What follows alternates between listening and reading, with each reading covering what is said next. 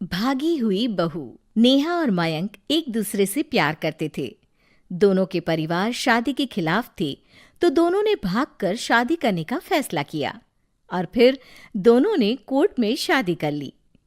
माँ, मैंने नेहा से शादी कर ली है। शादी कर ली है? कहाँ? कैसे? हमने तो देखी नहीं शादी। माँ, हम लोगों ने भाग कर शादी की है। अच्छा जी, तो ये लड़की घर से भागी हुई है और अब मेरे घर की बहू बनेगी। अरे ना जी ना, मैं ऐसी लड़की को कभी अपने घर की बहू ना बनाऊं जो भाग कर शादी करती है। अरे मोहल्ले आस पास सब जगह इज्जत है हमारी। माँ, अगर मैं भागी तो मयंक के लिए भागी ना। और मयंक और मैं स्कूल के समय से प्यार करते हैं, इसमें गलत क्या है? तभी नेहा को ढूंढते उसके मम्मी पापा भी वहां आ जाते हैं। दोनों के गले में वरमाला देखकर नेहा की माँ बोल पड़ती है। हे भगवान, ये क्या हो गया? वो जोर जोर से रोने लगती है। नेहा, तेरे लिए हमने इतना अच्छा रिश्ता पक्का किया था। मयंक में क्या है? अरे ना तो कमाता है, ऊपर से नशा भी करता है। अरे क्यों शादी की तूने इससे? तू तो हमारी इकलौती बेटी है बेटा। अरे देखिए बहन जी, मेरे बेटे के लिए कुछ कहने की जरूरत नहीं है। हाँ, हम नहीं आए थे आपकी बेटी का हाथ मांगने। अरे कुछ नहीं करता तो कोई भूखे नहीं मार देंगे आपकी बेटी को। देखिए कितना बड़ा घर है हमारा, और भगवान की दुआ से दूध दही की नदियां बहती हैं। जैसे तैसे कर लोगों के सामने अरेंज्ड मैरिज दिखा घर वाले दोनों की शादी की पार्टी भी दे देते हैं। पार्टी में बुआ सास। अरे भाग कर शादी कर ली थी दोनों ने। लड़की को देखो, शक्ल से तो चालाक लग रही है। क्या? अरे पर रीटा बहन तो बोल रही थी कि दोनों की अरेंज्ड मैरिज है। तभी चाची कहती है, अरेंज्ड? अरे रीटा, अरेंज्ड करती तो कैसे इतने बड़े घर की लड़की लाती? लड़के में है क्या?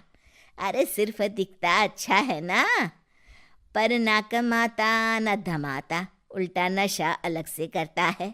अरे पता नहीं भागी हुई लड़कियां किसी घर में टिकती भी है कि नहीं। दिन बीतते जाते हैं। एक दिन। अरे रीटा, हम लोगों को 2 दिनों के लिए पंजाब जाना पड़ेगा। मेरी बहन यानी कि तुम्हारी ननद की बेटी की शादी जो है। हाँ हाँ चलते हैं, लेकिन घर किसके भरोसे छोड़ दें? आजकल तो घर बंद रखना सेफ नहीं है। अरे माँ, टेंशन क्यों लेती हो? मैं और नेहा तो घर पर ही रहेंगे ना। अरे हाँ हाँ, तू तो मेरा बेटा है, लेकिन सच कहूँ मुझे इस लड़की पर रत्ती भर विश्वास नहीं है। अरे माँ, नेहा तुम्हारी बहू है। बहू? अरे जो लड़की भाग कर शादी कर सकती है, वो घर पर चोरी भी तो कर सकती है। मयंक को माँ की बात का बड़ा बुरा लगता है। वो नेहा की तरफ देखता है जिसकी आंख में आंसू भरे होते हैं। माँ जी, आप अपनी अलमारी में ताला लगा लो। हाँ हाँ, तो वो तो लगा ही दूंगी, लेकिन कहीं तू घर का बाकी का सामान भी। अरे भाई, भागी हुई लड़की का क्या भरोसा। धीरे धीरे दिन बीतते हैं।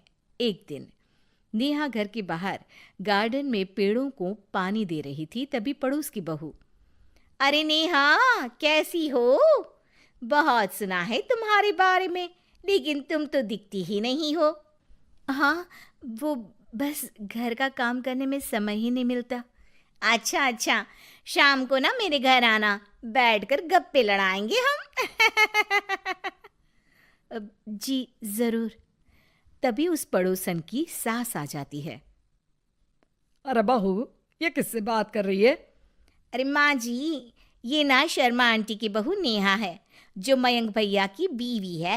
हाँ हाँ, बस सबको पता है ये कौन है और कैसी है। इससे ज्यादा मेल जोल रखने की कोई जरूरत नहीं है। पता है, भागी हुई लड़की है ये, शादी से पहले भागी थी ये। तभी वहां मयंक आ जाता है। क्या हुआ आंटी जी? अब अरे नहीं नहीं, कुछ नहीं मयंक बेटा, कैसे हो? बड़े हैंडसम लग रहे हो। इस टाइम पर भी घर पर? अरे हाँ हाँ, अच्छा मैं भूल गई थी, तुम वैसे कोई काम धाम करते ही नहीं हो ना। अच्छा ठीक है, चलो फिर मिलते हैं। मयंक नेहा के सामने अपनी और उसकी बेइज्जती सुनकर परेशान हो जाता है। कोई बात नहीं, रहने दीजिए, आप परेशान मत हो, सब ठीक हो जाएगा। एक दिन नेहा की माँ उसके घर आती है। अरे आइए आइए, कैसे आना हुआ? नेहा को लेने आई है क्या? अरे नहीं नहीं बहन जी, अब तो नेहा मयंक की बीवी है, मैं तो उसे करवा चौथ देने आई थी।